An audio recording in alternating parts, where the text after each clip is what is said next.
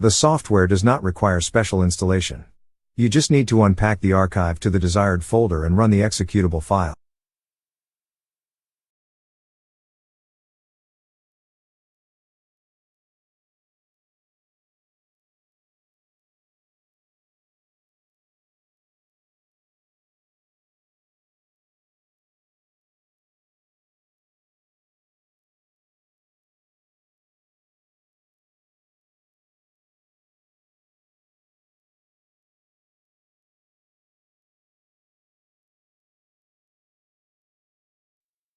"3D visualization reduces the possibility of errors after starting the control program, and also simplifies the process of setting the workpiece on the table.